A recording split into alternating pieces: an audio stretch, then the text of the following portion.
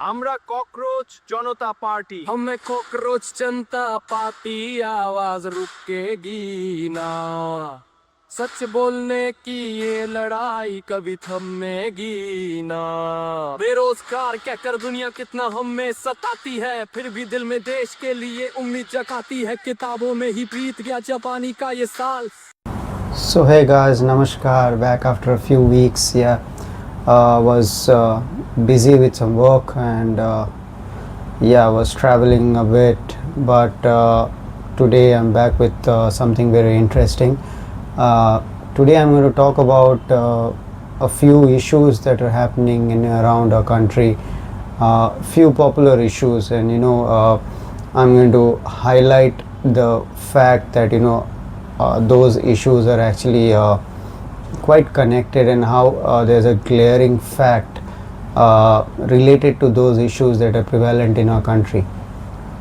And maybe in the end I'm going to give you my thoughts on the constitution. Maybe it's time for some tweaks in the constitution to have better governance in our country in general. So let's start. It's going to be interesting. It's going to be perhaps it's going to give you some food for thought. You can just which you can perhaps think of and give your opinion in the comments down, and maybe we can have a discussion with it about it later on. So here goes. I'm going to talk about three things, and the first one is the latest internet based political party that has been formed in our country. It is called the Cockroach Janta Party. And I think, if I'm not wrong, I think the founder of the party is going to come down to, he's based in US, and he's going to come down to India for a peaceful protest against the neat paper leak, and the CBSE answer sheet scandal. So I think he's already mentioned it in X and other social media posts that he's going to come down on 6th and do a peaceful protest in Delhi. So today I'm going to talk about this internet-born political sort of movement. I call it a meme movement, meme political movement, if you can say. And it's actually quite interesting to see, because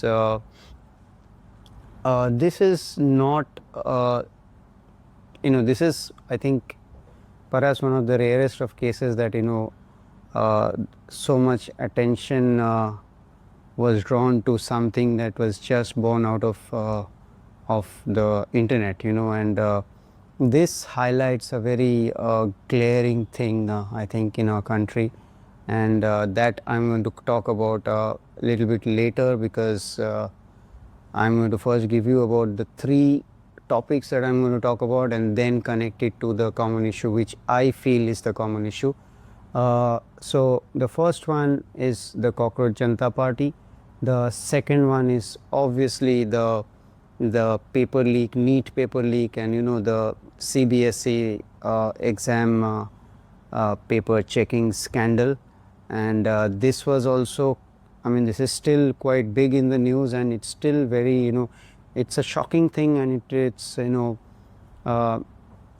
it's revealing, how an 18-year-old and a 19-year-old, can go, do a few searches on the internet, do a few sort of investigation based on their, expertise in ethical hacking, and they can find out so much, such a huge sort of loophole in the CBSE exam paper checking, online exam paper checking. And of course the third one is something, I think it's a little offbeat. I don't think it has gained as much media attention, but I still think some of you may have heard of it.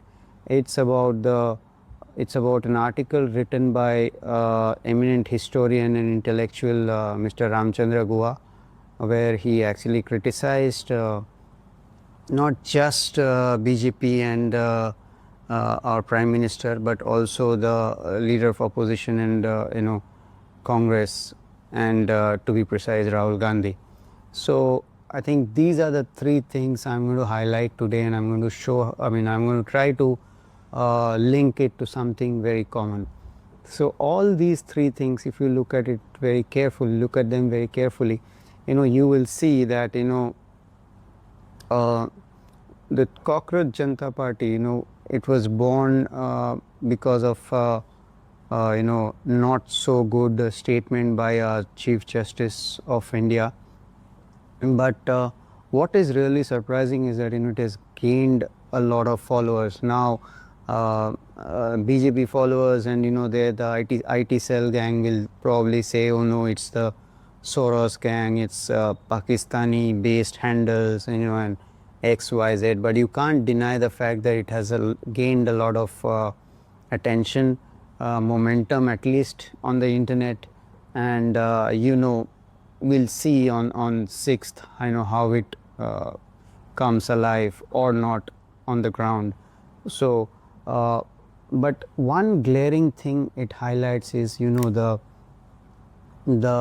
void that is there currently as the opposition. There's I think if I'm correct, eminent journalist Mr. Rajdeep Sardesai also tweeted after the Bengal victory that India has basically become oppositionless, and I feel that's quite right. Even I concur to Ramchandra Guha's writing, and I say India is basically now oppositionless, because you can say anything and everything Rahul Gandhi is done.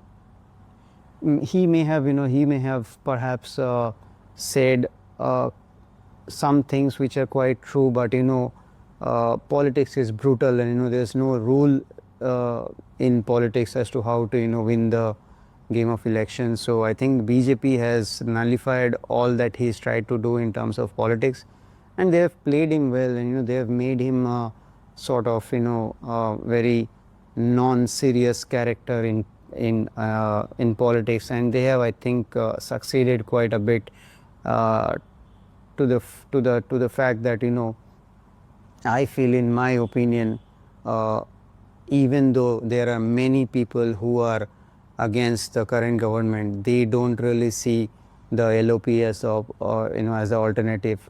In fact, they see none of the usual options as the alternative, and that is why I feel this CJP has garnered, especially amongst the youth who are fed up of this old system of politics, old system of politics based on religion and caste, creed, and all these things. Politics based on it's very primitive issues, the issues that shouldn't even exist currently, and that is why you see this meme movement of Cockroach Janta Party has gained so much of attention.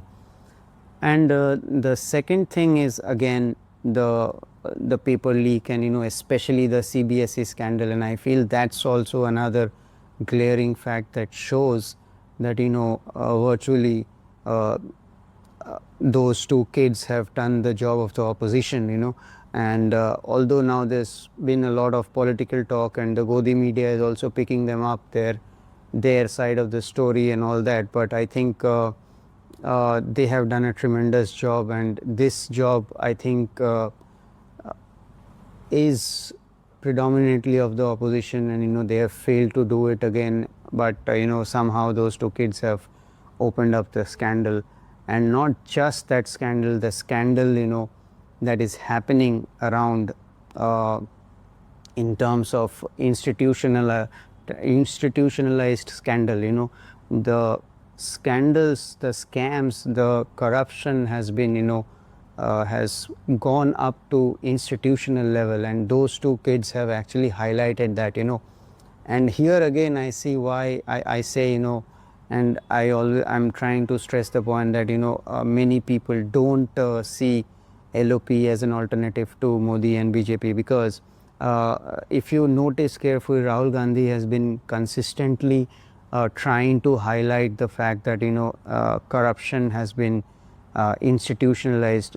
Corruption has, you know, sort of crept its way in the institutions like ED, ECI, and so on, because we all remember how Rahul Gandhi highlighted the fact that Brazilian models names came up in you know, election card, and you know, people voted on those names and stuff like that. You know, they may be wrong, they may be right, but the fact is nobody really paid attention, nobody really took it seriously.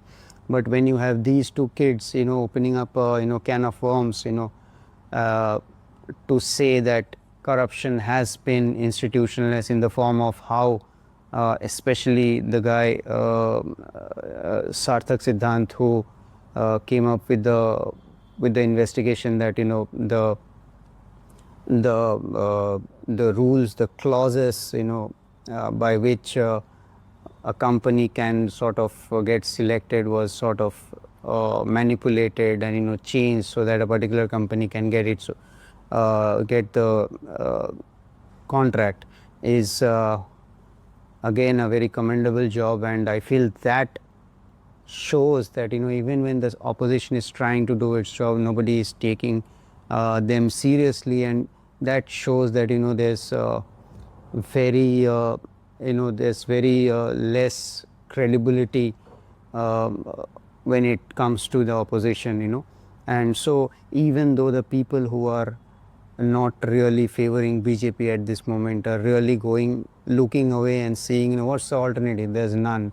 And the third thing is, of course, Ramchandra Guha, and I have been saying throughout this video that, you know, I actually agree to what he's saying. You know, I feel the fact that these two, the things I mentioned, the CJP and the CBSE scandal, these two things have garnered so much attention, and these two things, you know, led by young people of our country, have, you know, sort of garnered so much attention, shows that, you know, the usual uh, uh, opposition is nowhere in the picture, and, you know, there's virtually opposition less government functioning in the country.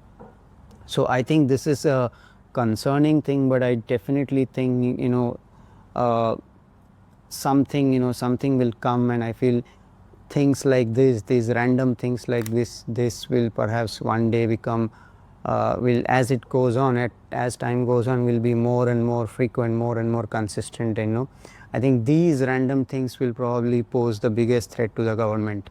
And yeah, and to the point that, you know, people now the sentiment in the country is like, you know, okay, the government is not doing so well, they have not been so well in the past few years, but, you know, what's the alternative? But when these random things become more and more, you know, consistent, they appear more frequently, I think perhaps the narrative will change to, you know, let anybody come but not this government. And, you know, but what I'm trying to say is, this switch, let anybody come and not this government, will not come because of the usual opposition, but by these, you know, random sort of events, and common people, random people, young people. Yeah, I think this is the thing that I feel may happen in going forward. And but then, you know, what's the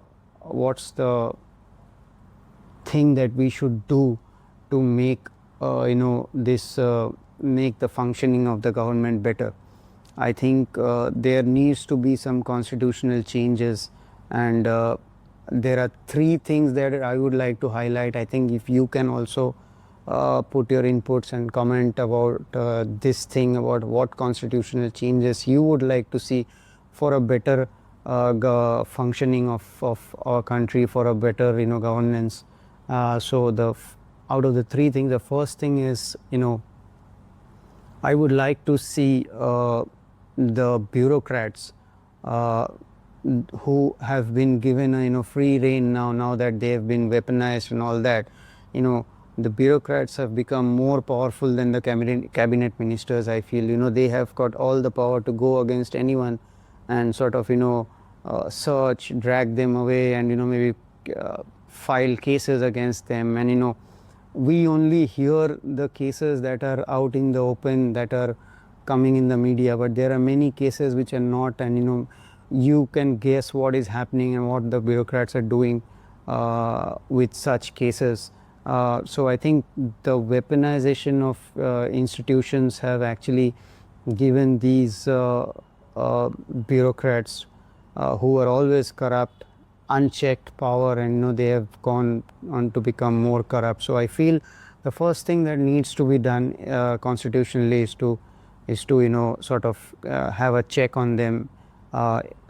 So if any bureaucrat is found to be guilty with corruption or anything which is related to corruption, unethical, then he or she should be immediately sacked and imprisoned. First thing that I want to see uh, is this in terms of constitutional change. The second thing is to restore the old selection method of the Election Commissioner of India. The old selection method was a vote, three of, Chief Justice of India, Prime Minister, and the LOP would come together and vote and decide on who is going to be the ECI. I think that was a better method than what it is now. Now it is the Prime Minister, one of his cabinet ministers, and the CGI. So there's no selection over here. It's just the Prime Minister deciding who's going to come as ECI. I think the selection method of ECI should be restored to the previous one. I think that is another constitutional change I want to see.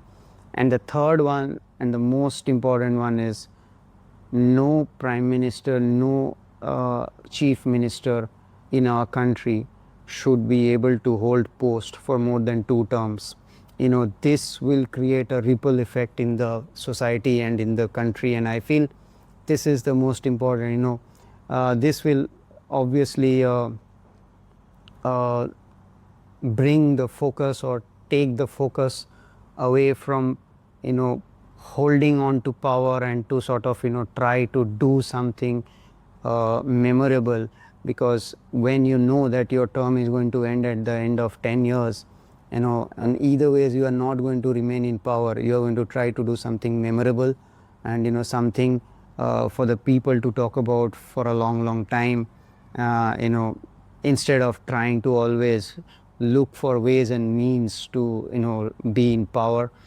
And also the second thing that it does is it kills off dynasty politics. If you know that some one person can only be in absolute power for 10 years, there will be new faces, smarter people coming there, sort of trying to stake their claim in politics. And dynasty politics in that way is going to be stopped.